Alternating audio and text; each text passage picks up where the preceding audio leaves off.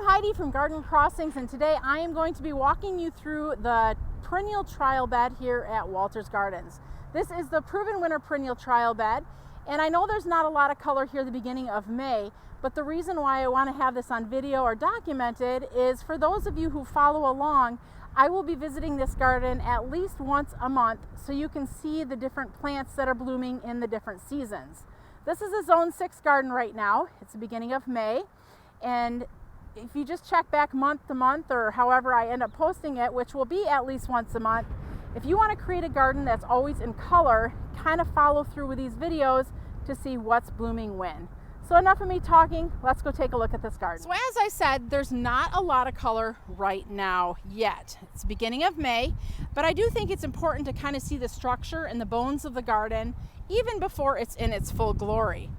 So we're going to go ahead and start walking around looking at foliage and at flowers. So the first thing that really stands out here in front of us is the phlox pink sparkles. Look at that beautiful pink kind of lavender hue to it. I love how you're seeing kind of like a bi and tricolor look to this plant depending on the age of the flowers. Newer flowers are coming out more vibrant, where the flowers that have been open a while have a little bit more of a lighter, paler color to it. Behind it is the Monarda. This is the pink chenille, just starting to kind of wake up. So this will be a summer blooming plant, but really a beautiful clump of foliage to start off the garden. We've got some Veronica starting to wake up. Another phlox. This is Phlox Rose Quartz. Beautiful pink blooms. And this one too, you're seeing kind of a dual color effect going on. More of like a purpley lavender color, but a little splash of white there. Really pretty. That's the Phlox Rose Quartz.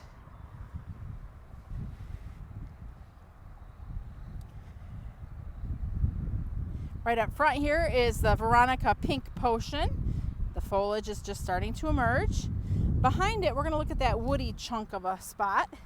That is a hibiscus, one of the summerific hibiscus. It's actually Candy Crush. And you can see how this has been trimmed back to about 8 to 10 inches.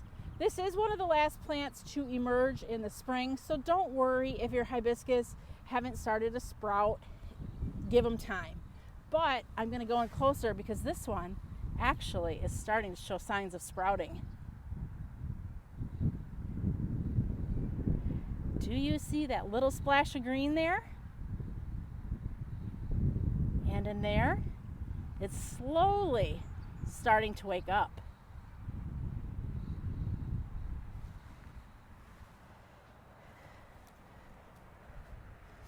Bleeding Heart. Here we have the Pink Diamonds Bleeding Heart, beautiful foliage, and it's trying to put on a few buds there. So that will be blooming shortly. For sure, probably by the time I come for the next video. Some phlox foliage there, nice mounding habit.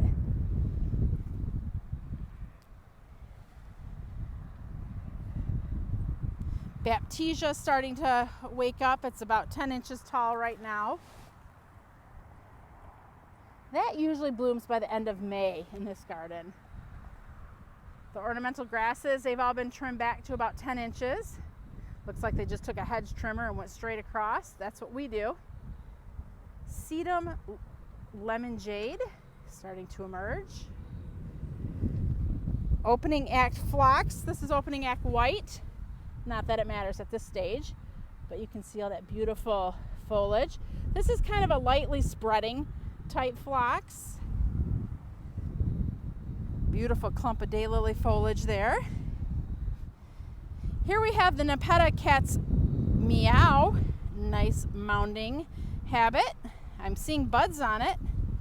So this will be blooming probably in about maybe 3 weeks or so. More of the beautiful phlox. Gorgeous color. And you can see right now the main splash of color is coming from this creeping phlox. So to start the garden off this time of year, creeping phlox is really what you need to get the garden started. Some sedum. You can see a beautiful kind of a grayish blue foliage. This is a sedum Rock and Grow Pop Star. People are going to ask me, well, what hardiness zones are these? Well, I can tell you they're hardy down to zone 5. I can't tell you the top end because, to be honest, I don't have everything memorized. So that's why I am naming the plants as we're walking through. So you can stop the video, head to our website, gardencrossings.com, to get more information on all the plants that I'm listing. Obviously, it's just not feasible to put every plant name up on the screen. So if you need to, just rewind, listen to the name, and head to the website for all the details. Sedum tiramisu, kind of a nice deep dark foliage. Here we have the Stand By Me clematis, and you'll notice they have them in some obelisks, and that's because these are a non-clinging clematis. They're not going to twist and wrap around the frame. The frame is just used there kind of like a tomato cage as a support so these plants don't flop over. There's somebody weed whipping by me right now, so I hope that's not coming through too loud. I apologize if it is. More mounds of the phlox, the opening act phlox. Here's a beautiful patch. This is Dianthus Paint the Town Fancy. This is going to be just a mass of color like the creeping phlox, but in probably about 3 weeks or so. More gorgeous sedum. This is the Back in Black sedum, which has got really deep, dark black foliage on it. Behind it is the Monarda Leading Lady Raspberry. And up front, the Heuchera Dolce Wildberry. Some more little mounds of opening act phlox. And you're seeing these big, thick stumps in the background. That's more of the summerific hibiscus. See lots of mounds of salvia and lots of mounds of Monarda. What's that dark mound, you might be asking? That is Monarda Red Velvet.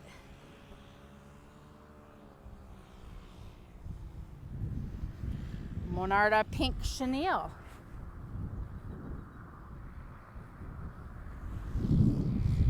Making our way around, another dark leafed Monarda. Now these are going to green up as the summer, comes, but for now in the spring, this is what they're looking like emerging.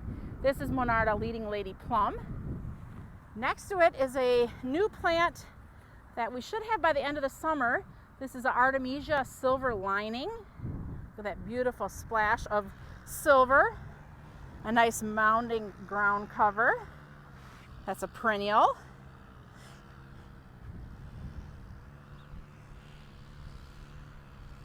Some Pardon My Pink up front there. Little mounds of Dianthus. That's cherry vanilla when it starts blooming. Heaven Sent Polemonium. Beautiful olive green foliage. You can see there's a lot of burgundy in that as well, or almost black. And gorgeous periwinkle blooms. They smell like grapes.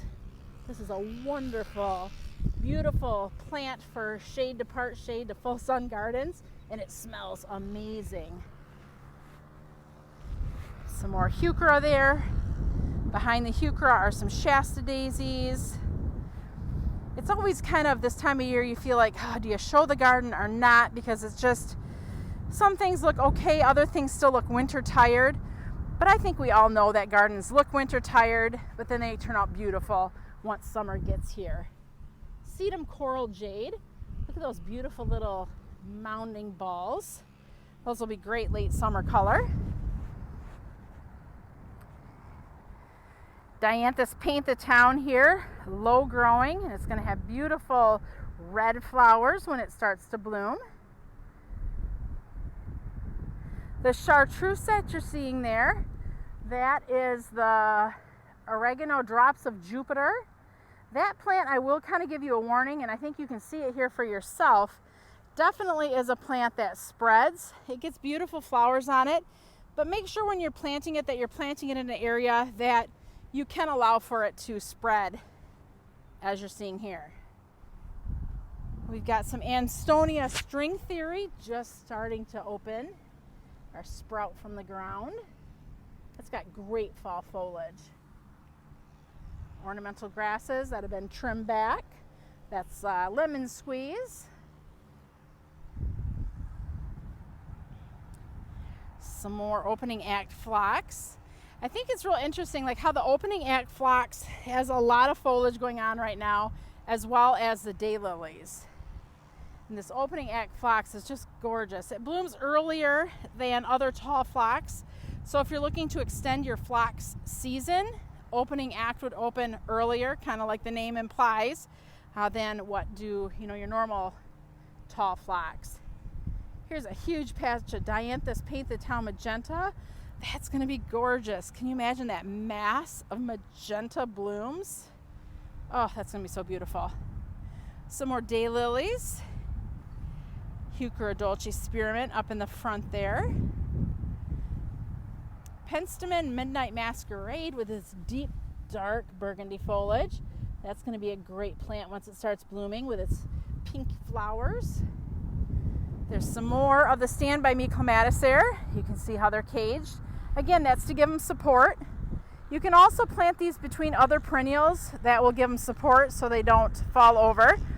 But really, if you have a fun little cage like this, I think this is kind of personally the best way of putting them in the garden to keeping them upright. Some salvia.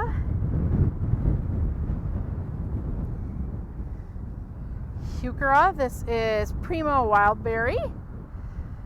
The sun is kind of it's great, but it's not great right now. It's kind of blowing out the colors, so I apologize. But this is when I had time to get here today to do this. Sedum Rock and Grow Pure Joy, just starting to kind of emerge. Cute little mounding balls. Some more little sedum.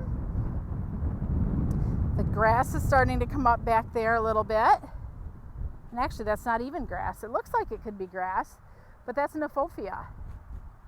So it does have kind of that grass-like look until it really grows, and then it doesn't. It looks totally different. Little splash of color here is a Heuchera Primo Peachberry. Beautiful peach colored. Sedum Yellow Brick Road is a very low growing sedum.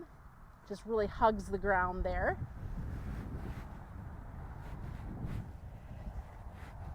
Some Veronica starting to emerge. More trellised clematis, keeping them nice and tidy. Sedum, this is Sedum Bright Ideas. Beautiful texture here on Sedum Bright Ideas. That's a newer sedum. And that's really about all that we have in this garden for now. Thank you for watching. If you have any questions or comments, please feel free to leave them below. Like I said, this garden will be evolving. We'll be visiting it about once a month so you can see what's blooming and when, so that you can create a garden that is always in color from the earliest of the spring until the latest of fall. I'm Heidi from Garden Crossings.